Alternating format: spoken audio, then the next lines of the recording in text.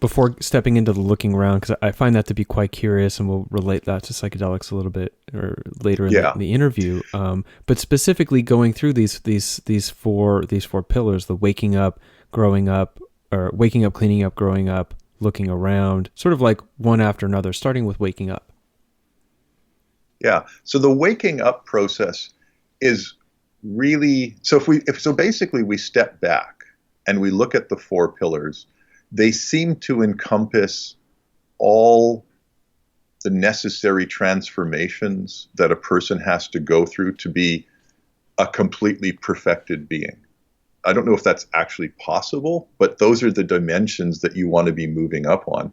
And when I was first doing this model and I was advertising it, I would actually say things like, you can be high on any one of these facets and be mistaken for a spiritual person, right? Because if you're really high on growing up, you look a certain way and you act a certain way. If you're really high on being cleaned up, you also have a certain sort of superpower that shows up that's beyond most people's capacities. And the enlightenment, well, that's the clear one. So the enlightenment or the waking up factor is really about our sense of self. And it's the big one that Buddhism tends to really emphasize. So they talk about coming to see the true nature of self or realizing Buddha nature. And what that process is about is a disidentification process. We tend to be identified with parts of our ego structure or our way of coping with the world that essentially cause our problems. So if you've known somebody who won't go out into the community unless their hair is perfect and they've got their makeup on, or they've got their clothes has to be perfect, you could say that they're identified with their physical look or their physical body. And for the most part, the general rule of thumb is the more things you're identified with, the more suffering you're going to have in your life. And so most of us, when we look at sort of our process of developing an ego structure, we start off identified with the physical body as a baby. It's our first challenge of who are we? It's differentiate from mom, because we've just been merged with mom. And so the first thing we learn is that these hands are not the same as my mom's hands, right? When I do this, it feels differently than if I bite her fingers.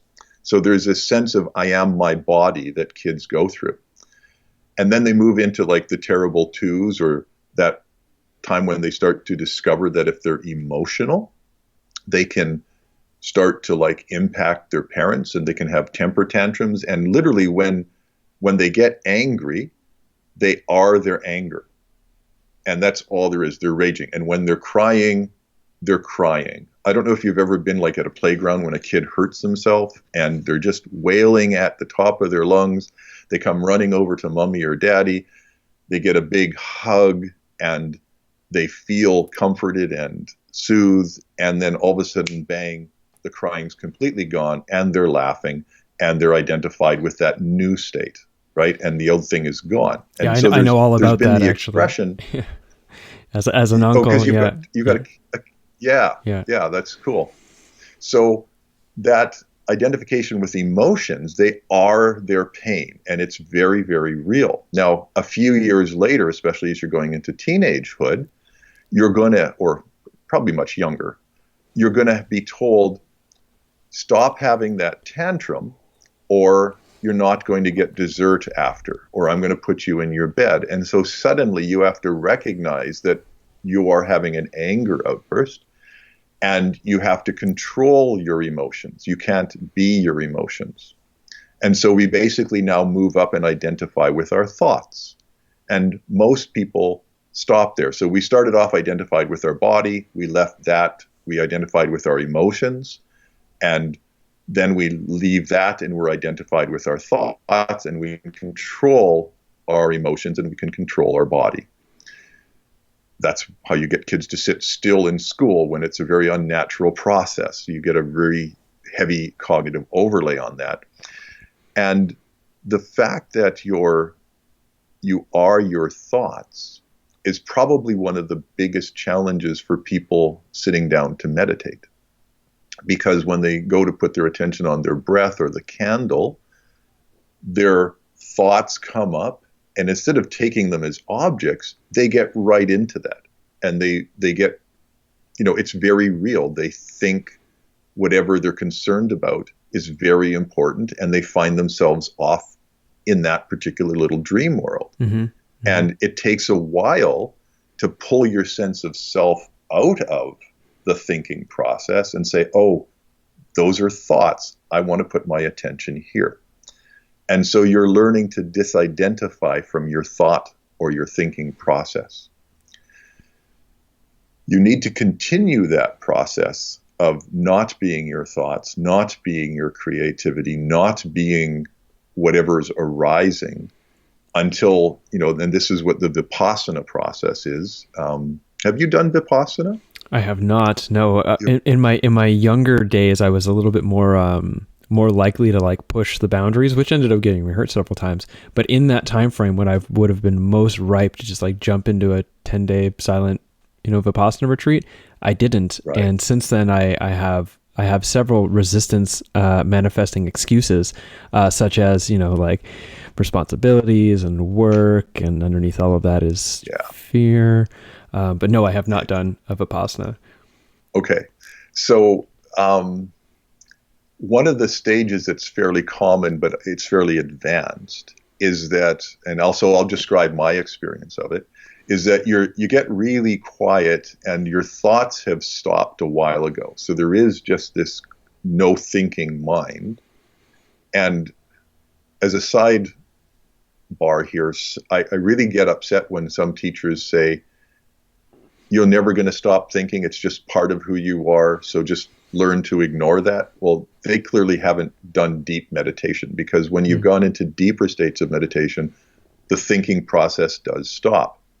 And so there's something there that can literally begin to see the internal landscape. Just like I can see cell phones, like I recognize this as a cell phone. When you've done enough time watching your internal landscape, you start to recognize and see things, even if you're not thinking, which is an interesting concept. I when I first came across them in my own experience, I called them perceptual thoughts, because they didn't cascade. They didn't go anywhere. They just recognized something. Like recognizing the sound of a bell. You don't have to think to do that. You just recognize it. So as I was hanging out, just watching my interior mind, I came across this activity that was like a lava landscape of volcanic lava that wasn't bubbling too much. It was just percolating like this. And as I put my attention on it, I could actually hear the whispering of thought fragments. They weren't thinking. They were just the dog leg or butter. I want to. They were just thought fragments. And if I actually put attention on it and got interested, then it blossomed into full-fledged thinking, right? So it's interesting to sort of get to the point where you can watch the neuronal activity that would become thinking if you allowed it. But we've pulled our sense of self out of that, and so it's not getting our life energy to manifest into something. And so you keep watching that, and you keep watching what's going on inside, and it eventually pulls you back so that you're catching the perception of sensory constructs and hearing, and things start moving into a vibratory mode of perception. And you continue not getting identified with anything until you come to this, we'll just say this, something magical happens. And there's this full-blown experiential realization that yourself is not what you thought it was. you've already got a lot of that because you're watching what you used to think you were, your thinking and your feelings and all of that other stuff. But there's this deep experiential realization that you are not the self that you thought you were. And once that's happened, there is like literally this freedom from a certain kind of suffering. You will never, ever get sucked in at a certain level for more than a few moments. And that's the caveat, right? That is often not said, that you truly understand that no matter what happens to you in this drama, it's just an arising and a passing away, and it's a phenomena, and it has nothing to do with your true underlying nature. So that's the enlightenment process. And so that's waking up. This can take maybe other sort of journeys or trajectories to get there. Yeah, because you seem to describe a very slow, progressive development. But can it emerge somewhat spontaneously without meditative practices, or is there a particular quality that would differentiate an enlightenment waking up process to, sort of, if we look culturally about the idea of waking up to certain things, like waking up to the fact that the social narrative you've been given as a way in the world is a lie, or waking up to the fact that elected governments are typically just figureheads for a shadow government that's controlling everything behind the scenes. Like, so maybe a good clarification on this waking up is what I'm looking at. Well, yeah, I mean, basically you wake up to the lie that you've been trained into, that you always thought was you or your sense of self, because we perpetuate it culturally, and it seems to be a developmental necessity to go through.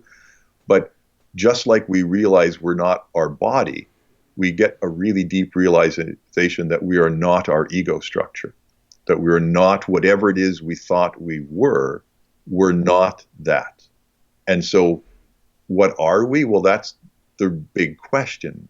Different traditions refer to it as like Buddha nature or Zen mind or vast open awareness, right? And what gets complicated is that there's, I think, different ways of approaching it or seeing it, and there's transpersonal components and personal components to how it's experienced, so that it gets confusing when you hear different traditions talk about what enlightenment is. They don't quite agree on it completely, but the underlying commonality seems to be that you realize the true falsehood of the narrative of the self that you used to believe was you. You've really seen through that delusion, just like you've seen through the delusion that the government is here to help you, right? Mm-hmm. It's and when you've had that insight, something changes. Like, you just can't take certain kinds of things as serious. Now,